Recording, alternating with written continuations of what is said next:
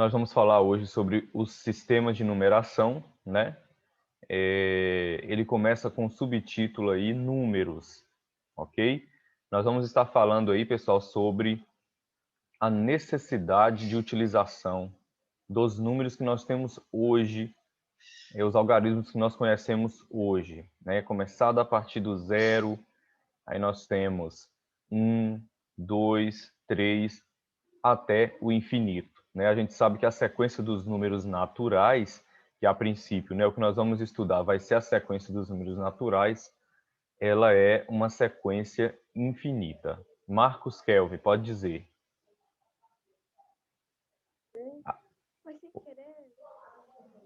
Ok.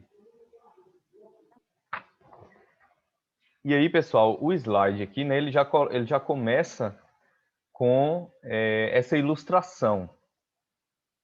Nessa ilustração, o que que você tem? Aqui você tem dinheiro, você tem relógio digital, né? Você tem uma placa, você tem ali, isso é o quê? É uma calculadora, né? Tá parecendo uma calculadora isso aqui. E assim, ele trouxe para essa imagem alguma coisa relacionada a números, né? Ele já coloca assim as coisas principais que a gente vê aí no nosso dia a dia, já imaginando, fazendo com que o aluno ele imagine que os números estão presentes em todo o lugar, né, pessoal? E vocês devem concordar com isso. Os números estão presentes em todo o lugar. Aonde você vai, você tem uma informação numérica. Quando você está aí na sua casa, alguma coisa que você olhar aí, você pode perceber que traz a ideia de número. Até se você não enxergar número nenhum, até se você não vê número algum aí, um número 2, um algarismo 3, um zero, até que se você não vê número algum, se você contar alguma coisa aí, você vai conseguir a ideia de número através da contagem de algum objeto que você tiver perto de você, ok? De algum objeto, de vários objetos, né? Claro. E aí, pessoal, então, a criação dos números foi exatamente para isso, para que a gente pudesse o quê? Contabilizar os nossos objetos, né? Naquela época contava-se o quê? Cabras, quantidade de cabras, quantidade de gado, né? E não usava um algarismo específico, como nós utilizamos hoje. Não tinha a escrita que nós conhecemos hoje a respeito dos algarismos. Então, o que que acontecia? Eles utilizavam marcações em pedra, utilizavam ossos, marcação em ossos, né? Também, além de pedras, né? Uma pedra representava um animal. Se eu tinha 10 animais, então eu colocava a mesma quantidade de pedras ali relacionando com a quantidade de animais. Quando um animal daquele ali morria, daquele grupo ali era retirada uma pedra e lançada fora. Assim como quando nascia, voltava a pedrinha novamente. Então, assim, cada tribo, cada povo naquela época tinha como contabilizar aí os seus elementos, os seus objetos, seus animais, né? Até a quantidade de pessoas de determinada tribo, né? Eles realizavam o censo demográfico deles da forma deles e aí contabilizava, seja em marcações, né? Seja, como eu disse, através de marcas em osso, marcas até na própria pedra, né? Então, aí o que é que nós temos aí? O texto, né, do livro, ele diz assim: e você já percebeu como os números são importantes em nossa vida, né? Isso é uma pergunta que ele faz. Você já percebeu isso? Você já percebeu como que os números são importantes na nossa vida? Então, isso pode ser notado tanto nos dias de hoje como em antigas civilizações. O homem primitivo, né, ele podia observar na natureza fenômenos que envolviam quantidades. Uma árvore, né, e um bosque uma pedra e um monte de pedras e etc. De modo a noção de par, também ele já tinha noção de um número par, ele tinha 2 pés, tinha 2 mãos, 2 olhos, né? Deve ter chamado a atenção do homem em seus primórdios. Os números estão presentes em quase todas as atividades humanas, tá? Uma das técnicas mais antigas de calcular é usar os dedos das mãos. Eu até esqueci de citar essa questão de usar os dedos das mãos, que era também uma ferramenta aí super utilizada na antiguidade ou nos tempos primórdios, né? A partir de observações do dia a dia, o ser humano desenvolveu a ideia de comparação e associou a cada objeto um símbolo, né? Algo que lhe fosse familiar. Podemos mencionar como exemplos riscos feitos com pedras em madeira, né, ou em ossos, e os gestos que fazemos com as mãos, ok? Acho que vai dar uma travada aí, pessoal. Deu uma... Esse é meu trabalho. Prontinho. Estão me roubando. Vamos ver. Então, pessoal, o que acontece, né? Como eu já tinha dito antes, o homem...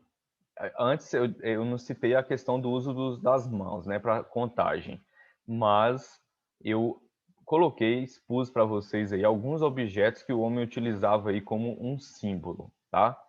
E aí, gente, ó, ele já fala sobre o sistema de numeração aí na página 2, onde ele diz assim, que o sistema de numeração, né, que nós usamos hoje é o indo-arábico, que resultou da transformação da escrita desenvolvida na Índia e na Arábia e depois, posteriormente, foi divulgada na Europa.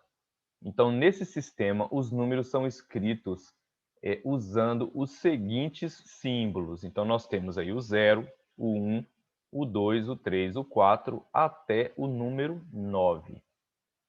Ok? Então, esses são os números aí da escrita indo-arábico, que são os que nós utilizamos hoje, tá? E essa escrita, né, ela foi desenvolvida na Índia e na Arábia, e aí e foi divulgada na Europa, né? Isso aí, muitos povos adotaram essa escrita aí, ok, pessoal? Nesse sistema, como eu falei, os números são escritos cada um com seu devido símbolo, ok? Devido símbolo, representação do 0, representação do algarismo 1, representação do algarismo 6 e assim por diante, tá? E aí, pessoal, nós vamos falar também sobre os números no Egito Antigo. Aí, pessoal, o que nós temos aqui? A civilização egípcia utilizava sistemas diferentes para representar os números. A seguir, apresentamos alguns desses números esculpidos na forma de hieróglifos em uma rocha de basalto negro. Aqui, à sua direita, né, você tem essa pedra, né, de basalto negro, tá? Onde nós temos aí uma série de informações, não dá para enxergar bem aí, né? Por conta que é uma foto tirada aí do livro, né? Então você não tem como ter essas informações aqui. Mas aqui nós temos uma série de números, né, que aparece aqui nessa rocha de basalto. Esses números, pessoal, que ao longo das escavações, né, ou os pesquisadores encontraram, esses rabiscos, aí, essas informações numéricas contidas nessa rocha de basalto aí, recebem o nome de hieróglifos, ok, pessoal? Então, aí ele fala um pouco sobre a história dessa pedra encontrada aí, logo aqui embaixo, né? É chamada, né, a Pedra de Palermo, contendo o nome de governantes do Egito Antigo e suas atividades, registros numéricos sobre duração dos reinados e a altura em que o Nilo, né, o rio Nilo alcançava naquela época em diversas cheias, tá? é uma das fontes mais importantes para o estudo da história do Egito Antigo. Atualmente, né, a pedra ela se encontra no Museu Arqueológico Regional Antônio Salinas, na cidade de Palermo, na Itália, de onde vem seu nome. Por isso que o nome é Pedra de Palermo, né? Que ela se encontra lá no Museu Arqueológico, tá? Chamado, né, Antônio Salinas, na cidade de Palermo. Certinho, pessoal? E aí, pessoal, cada número egípcio tinha uma forma de se escrever, ok? Utilizavam o quê? Símbolos chamados hieróglifos, tá? Então, nós temos o valor no nosso sistema, o número 1, aí eles utilizavam um traço, como vocês estão percebendo aí, para representar o número 1. O 10, ele já utilizava aqui esse tipo, como se fosse aqui uma... Tem gente que chama que é ferradura, tem gente que fala que é ferradura. Outros falam que falam que é um calcanhar, né? Aqui nós temos o número 100, a representação, ó, é uma corda. Aqui eu tenho a representação 1000, que é a flor de lótus. Aqui eu tenho 10.000, que é o dedo indicador. Aqui eu tenho 100.000, que é um pássaro, né?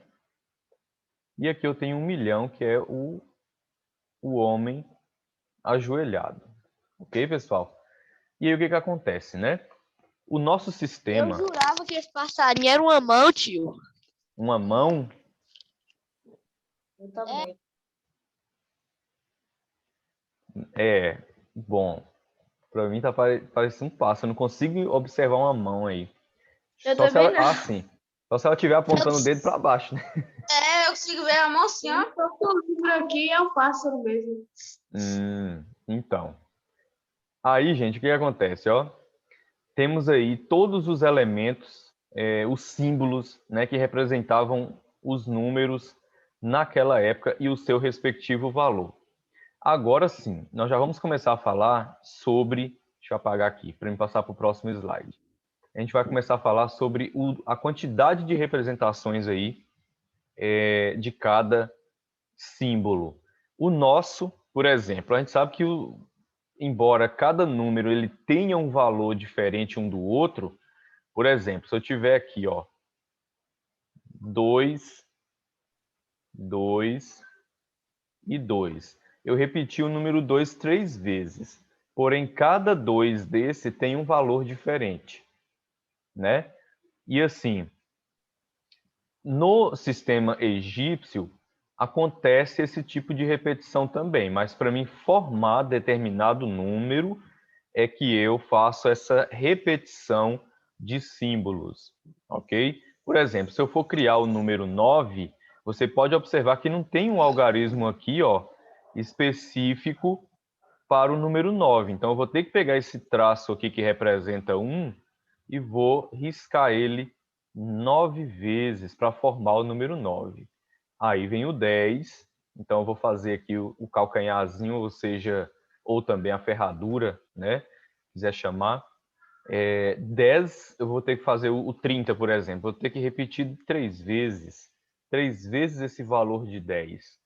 Ok, pessoal? Então, essa algo que permitia no sistema de numeração egípcio. É você repetir até 9 vezes um determinado símbolo.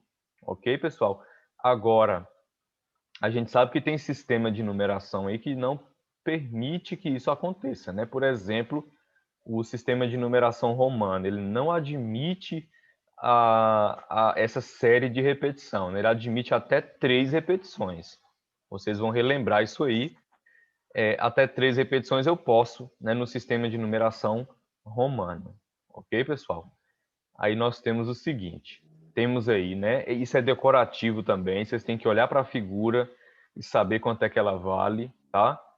Ó, vai observando aí, para depois a gente poder fazer alguma atividade aí envolvendo a descoberta de números da nossa escrita para a escrita egípcia e vice-versa, né? Da egípcia para a nossa. Aí, olha aí. Deixa eu puxar isso aqui mais para ali. Pronto. O sistema egípcio envolvia uma propriedade aditiva, ou seja, o elemento que você colocava ali, ele era adicionado, cada um deles, né, eram adicionados até formar o valor, ok? Então, veja só. Aqui eu tenho 2 dedos indicadores, eu tenho 3 flores de loto, eu tenho uma corda, eu tenho aqui o calcanhar, a ferradura, eu tenho mais 3 traços. Então, o que acontece? Ele é um sistema que usa a propriedade aditiva, ou seja, seus elementos são somados até formar o número em questão. Então, eu tenho 2 dedos indicadores que valem 10.000, então eu tenho 20.000, né? Eu tenho 3 flores de loto de 1.000 cada uma, então formando 23.000. Aí eu tenho uma corda no valor de 100, então 23.100. E aqui eu tenho 10 aqui do calcanhar, mais 3, 13. Então, formando aí 23.113. Ok, pessoal? Então, ele é um sistema de somar. Todos os elementos que você vai colocar aí, eles vão ser somados até formar a quantidade exata em número. Ok, pessoal? Então, não é uma coisa difícil. É só você, claro, memorizar cada figura aí. Agora, os números na Roma Antiga, como eu estava dizendo, né? Anteriormente eu falei sobre a quantidade de repetição. Agora, os números na Roma Antiga, né, ele tem aí regras específicas para você escrever certos números, tá?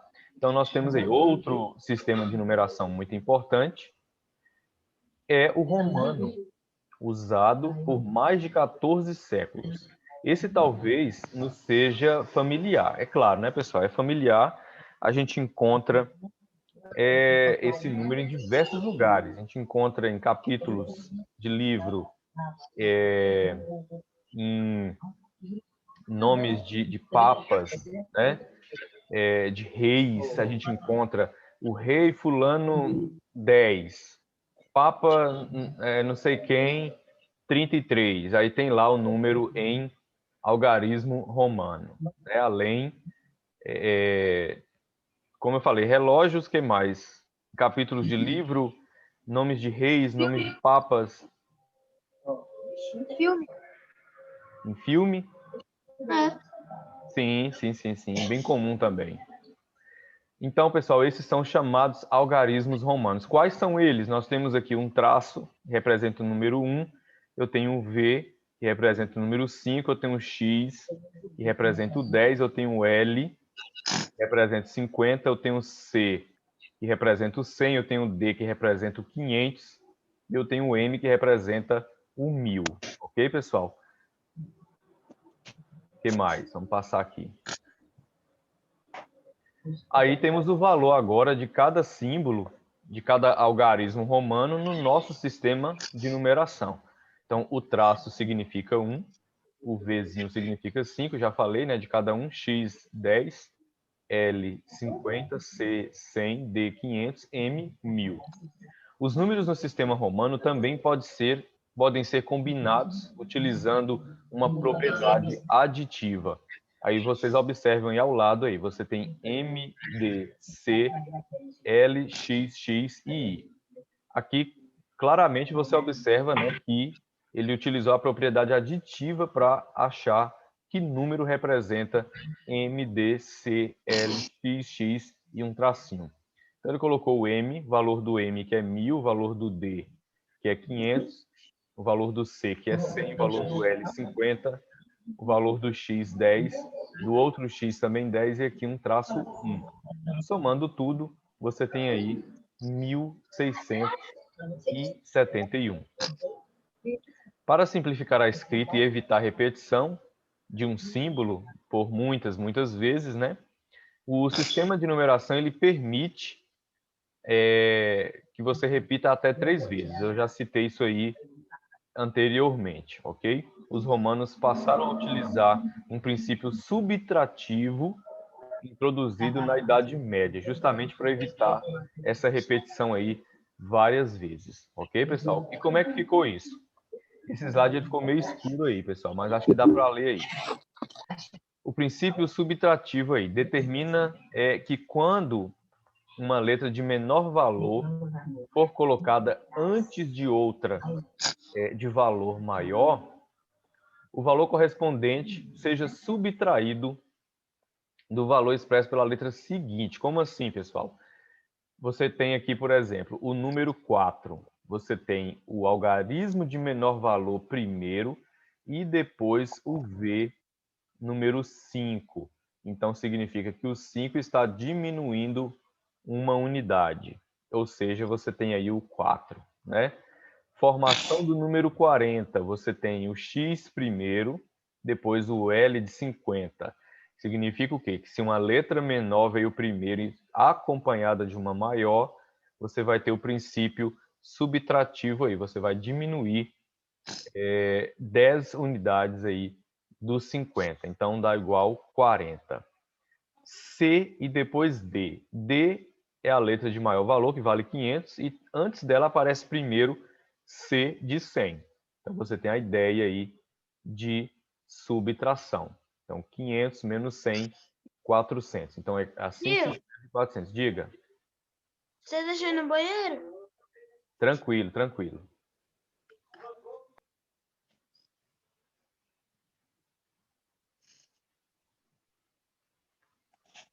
Aí, pessoal, eu tenho ix, eu tenho o i de menor valor e eu tenho o x de maior valor. Então, 10, que é o de maior valor, está diminuindo uma unidade, então fica 9.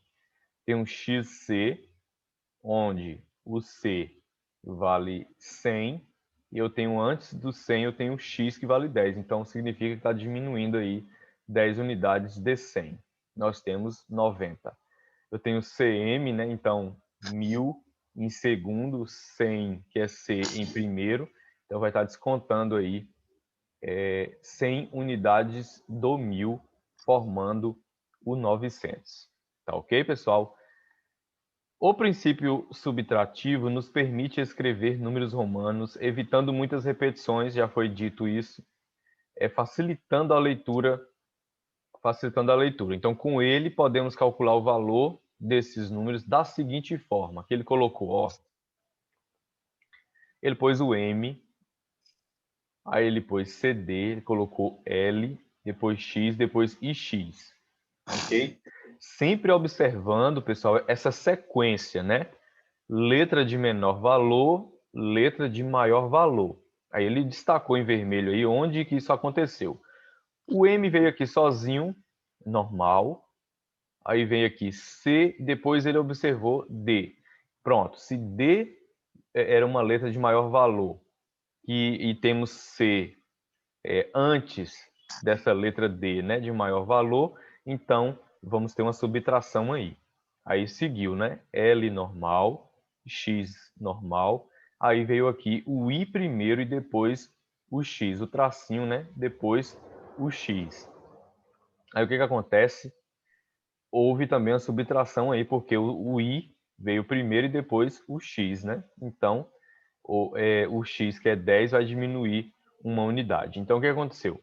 M vale 1000, aí aqui em C e D, 500 diminui 100, ele colocou aqui a subtraçãozinha, L, 50, normal, X vale 10, o IX, aí 10 diminui 1, formando o quê? 1000, aí vimos 500 tira 100, dá 400, então já temos 1.400, 1.450, 1.460 com mais esse 10 e 9, que é 10 menos 1. Então, 1.469. Ok, pessoal? Eu estou explicando isso aí, relembrando, pessoal, porque eu acho que o que bem vê aí no quinto ano é a escrita, né? Romana. Eu acho que vocês viram bastante aí essa escrita romana no ano passado. Eu acredito que vocês não vão ter dúvidas, não. Mas se tiver alguma dúvida, esse é o momento de dizer. Pode falar. Tio, Em Roma, eles ainda utilizam esses números? Tipo, em escola, Ainda, essas coisas? ainda utiliza, pessoal. Ainda é um costume deles ainda utilizar esses números até os dias de hoje. Não com a mesma frequência que utilizava na Roma antiga, né? Mas ainda assim utilizam, tá ok? Aí, pessoal, o que que nós vamos fazer? Diga, Posso fazer uma pergunta? Posso pode. fazer uma pergunta? É assim, na CD ali para responder, 100 não dá para menos, 100, não, 100 menos 500 não dá, né? Ou no romano dá? Ali ele colocou 100 menos 500, mas é porque ele observou a letra. Você deve achar estranho que o 100 vem primeiro, né? É. Você achou que deveria ser 500 menos 100, né? Assim? Mais óbvio. Pronto. Mas assim, é porque ele colocou o valor da letra primeiro. Então, C 100 e aqui D 500. Então, 500 tira 100. Sempre a letra de maior valor subtrai a de menor valor. Então, por isso que fica, às vezes, até estranho você imaginar 100 menos 500, mas, pela regra, né, é a letra de maior valor que subtrai a de menor valor. Então, você vai entender aqui que, já que ele colocou o 100 primeiro, é porque o C veio primeiro e depois que veio o de 500D. Viu? Viu? Mais alguma observação?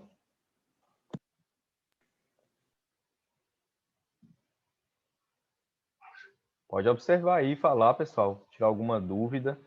Eu acredito que a maior dúvida do aluno é em relação a escrever números aí em algarismo romano. Acredito que tem alguns que têm dificuldades, outros não. E outra coisa também, pessoal. Vamos colocar aqui uma tela em branco aqui para a gente escrever alguma coisa nela aqui, quer ver?